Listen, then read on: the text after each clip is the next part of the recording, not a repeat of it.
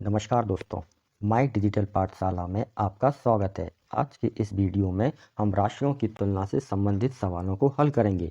यह सवाल हमने कक्षा 8वीं के प्रश्नावली 8.2 से लिए हुए हैं। यह प्रश्न क्रमांक 5 लिखा हुआ था। एक VCR और टीवी में से प्रत्येक को ₹8,000 में खरीदा गया। दुकानदार को VCR पर 4% हानि और टीवी पर 8% लाभ हुआ। इस पूरे लेन देन में लाभ अथवा हानि प्रतिशत ज्ञात कीजिए। इस सवाल को पढ़कर हमें यह ज्ञात होता है कि कोई दुकानदार ने VCR और टीवी ये दो चीज़ें खरीदी थी। प्रत्येक के लिए उसने खरीदने के लिए ₹8,000 दिए थे। इस सामग्री में उसे VCR पर 4% की हानि हुई और टीवी पर 8% का लाभ हुआ। जब उसने इस चीज़ को खरीदा और उसको बेचा तो उसको 4% VCR पे हानि हो रही है और 8% का लाभ टीवी पर हो रहा है। अब इस पूरे लेन देन में उसको लाभ हुआ या हानि यह हमें ज्ञात करना है और उसका प्रतिशत ज्ञात करना है। अब हम इस सवाल को हल करेंगे। हल करते समय हम दोनों चीज़ों के लिए अलग अलग हल करेंगे। पहले हम VCR के लिए हल करते हैं कि उसको 4% की हानि हुई है तो कितनी हानि हुई है। तो VCR का जो क्रय मूल्य था वह ₹8,000 था। उसने VCR के लिए ₹8,000 दिए हुए थे। हल करते समय हमने यह लिखा। हानि कितनी हो रही थी? 4% की हो रही थी, इसलिए हम 8,000 का पहले 4% हानि निकालते हैं। तब हमने लिखा इसलिए हानि बराबर ₹8,000 का 4%। 8,000 थे तो 8,000 लिखा, गुणित 4% की हानि हो रही है तो इसको हमने 4/100 लिखा। जब हम इसको हल करेंगे तो हल करते समय हमने 100 के ये दो शून्य और 8,000 के ये दो शून्य कैंसिल कर दिए। तब यहाँ पे बचा 80 गुणित 4। 8 का जब आप 4 में गुणा करोगे तो हुए 8 चौके 32, तो हमने ये 32 लिखे। यहाँ 80 में से शून्य बचा था तो हमने यहाँ शून्य लिखा। तब यह हुआ ₹320। या 80 का गुणा जब आप 4 में करोगे तो ₹320। यह ₹320 क्या हो रही है? उसको हानि हो रही है। किस चीज़ पे हो रही है? VCR पर ₹320 की हानि हुई। तब उसने इसको बेचा कितने में? विक्रय मूल्य ज्ञात करना है तो हमने लिखा इसलिए विक्रय मूल्य बराबर 8,000 में से अपन ₹320 को घटा देंगे। तब उसने कितने में बेचा? उसको VCR को ₹7,680 में उसने VCR बेचा। ये हमने क्या निकाला है? VCR के लिए। अब इसी तरह से हम टीवी के लिए ज्ञात करेंगे। तब हमने लिखा टीवी के लिए क्रय मूल्य कितना था टीवी का? ₹8,000 और लाभ कितना हुआ? उसको 8% हुआ। तब हम 8,000 का 8% ज्ञात करेंगे कितना होता है। तब हमने लिखा इसलिए लाभ बराबर ₹8,000 का 8%। 8,000 बराबर के नीचे हमने ये बराबर का निशान लिखा। 8,000 लिखा, का के स्थान पर गुणा आएगा, 8% को हमने 8/100 लिखा। जब हम इसको हल करेंगे तब हमने हल करते समय 100 के ये दो शून्य और 8,000 के ये दो शून्य कैंसिल कर दिए। तब यहाँ पे क्या बचा हमारे पास? 80 गुणित 8। अब हम क्या करते हैं? 8 का गुणा 8 में किया तो 8 अठैया 64 और यहाँ पे एक शून्य बचा हुआ था वह हमने शून्य लिखा। तब ये हुए ₹640। या आप 80 का गुणा 8 में करेंगे तब ये ₹640 हुए। ₹640 क्या है? 8% लाभ हुआ। मतलब एक टीवी उसको बेचने 8,000 की टीवी बेचने पे उसको ₹640 का लाभ हो रहा है। जब उसको ₹640 का लाभ हो रहा है तो हम ज्ञात करेंगे कि आखिर उसने टीवी बेची कितने में है ना। तो विक्रय मूल्य ज्ञात करना है। विक्रय मूल्य ज्ञात करना है तो हम क्या करेंगे? क्रय मूल्य में लाभ को जोड़ देंगे। तब हमने बराबर के नीचे बराबर लिखा और 8,000 में ₹640 जब आप जोड़ोगे तब यह हुए ₹8,640। अब हम ज्ञात करते हैं कि आखिर उसने दोनों चीज़ें टीवी और VCR को बेचा तो कुल कितने रुपए में बेचा। तब हमने लिखा इसलिए कुल विक्रय मूल्य, तो यह हमने VCR का निकाला था ₹7,680। ये VCR का है। टीवी कितने में बेची है? ₹8,640 में। दोनों को हम जोड़ेंगे तब कितना हुआ? ₹16,000 हुए। अब ये जो रुपए हैं यह विक्रय मूल्य है। अब हमें क्रय मूल्य कितने में था? 8,000। तो हमें क्या हुआ? विक्रय मूल्य बड़ा है। किससे बड़ा है? क्रय मूल्य से। तो जब विक्रय मूल्य बड़ा है क्रय मूल्य से तो हमें क्या हो? उस दुकानदार को क्या होगा? लाभ हुआ। जब उसको लाभ होगा तब कितना लाभ हुआ ये हम ज्ञात करते हैं। तब हमने लिखा अतः पूरे सौदे में लाभ होगा। इसलिए कुल लाभ कितना हुआ? विक्रय मूल्य में से हम क्या करेंगे? क्रय मूल्य घटा देंगे। विक्रय मूल्य कितना हुआ?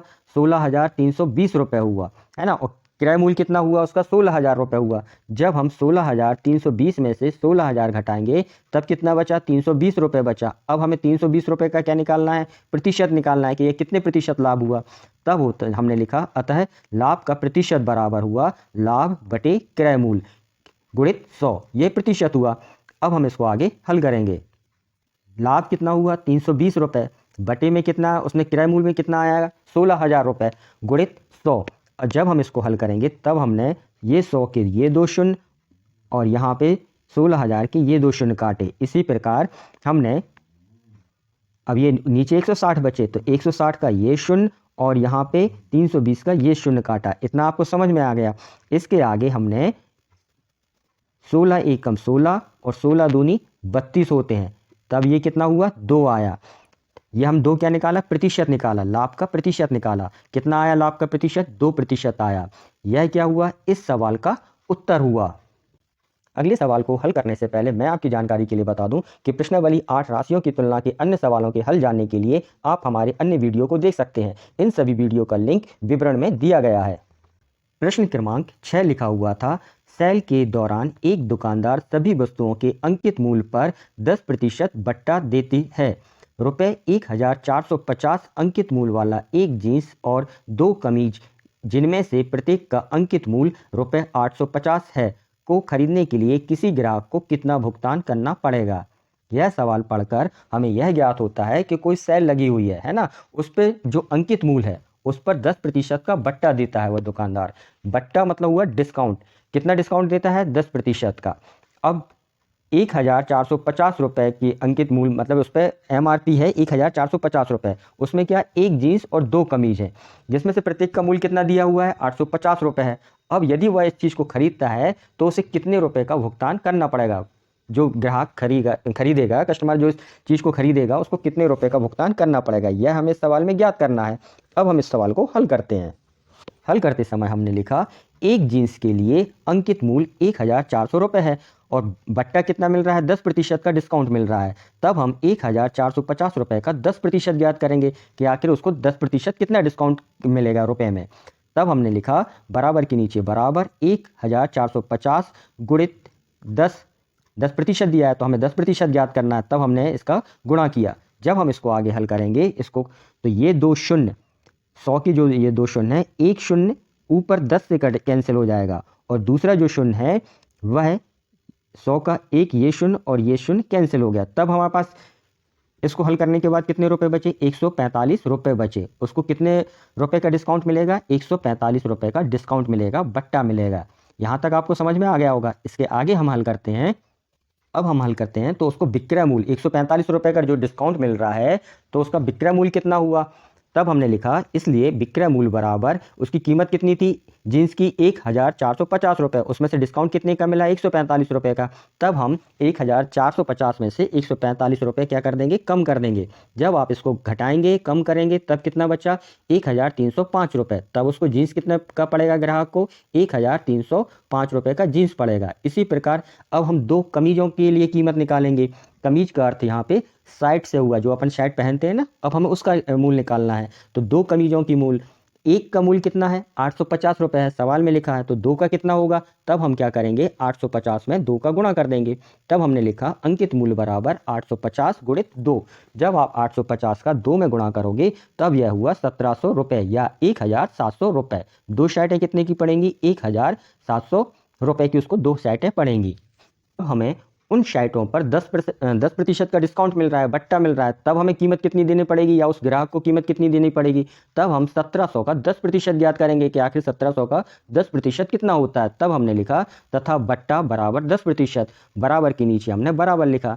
दोनों शर्टें कितने की पड़ रही थी, 1700 रुपये, तो हमें 1700 का 10% ज्ञात करना है। हमने ये लिखा बराबर के नीचे बराबर का निशान, 10% ज्ञात करना है तब 10/100 हो जाएगा। गुणित कितने का ज्ञात करना है 10%, 1700 रुपये का, तो हमने यहाँ 1700 रुपये लिखे। जब हम इसको हल करेंगे तो हल करते समय हमने जो बटे में ये 2 शून्य बटे में जो 100 लिखे हैं इसके ये 2 शून्य और 1700 के ये 2 शून्य आपस में काट दिए, ये कट जाएंगे, बटे में है संख्याएं। तब हमारे पास क्या बचा, 10 गुणित 17। जब आप 10 का गुणा 17 में करोगे तब कितना हुआ, 170 रुपये हुए।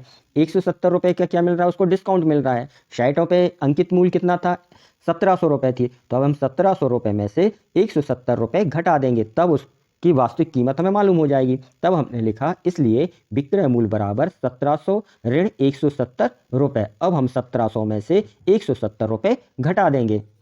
जब आप 1700 में से 170 रुपये घटाओगे तब वह बचा 1530 रुपये। 1530 रुपये की दोनों शर्टें पड़ेंगी। अब उस ग्राहक को कुल कितने रुपए देना पड़ेंगे, जीन्स के और दोनों शर्टों के। तो हमने लिखा अतः ग्राहक को भुगतान करने होंगे, जीन्स कितने का था 1305 रुपये का 10% डिस्काउंट काटने के बाद, और इसी तरह से शर्टें कितने की पड़ेंगी 10% डिस्काउंट काटने के बाद 1530 रुपये की। तो हम जीन्स और दोनों शर्टों की कीमत को जोड़ देंगे, जब आप इनको जोड़ेंगे तब यह हुआ 2835 रुपये। तब उस ग्राहक को, उस कस्टमर को कितने रुपए देने पड़ेंगे 2835 रुपये देने पड़ेंगे। यह इस सवाल का उत्तर हुआ। मैंने इन दोनों सवालों को स्टेप बाय स्टेप समझाने की कोशिश की है। आशा करता हूं कि इस वीडियो के माध्यम से आपको ये दोनों सवाल समझ में आ गए होंगे। इस वीडियो में बस इतना ही। मिलते हैं फिर अगले किसी वीडियो में। आपके प्रश्न या सुझाव को कमेंट्स बॉक्स में लिखें। चैनल से जुड़े रहने के लिए चैनल को सब्सक्राइब करें। सवाल का हल समझ में आया हो तो इसे लाइक करें। यदि सवाल को समझने में कठिनाई गई हो तो उसे कमेंट्स बॉक्स में अवश्य लिखें।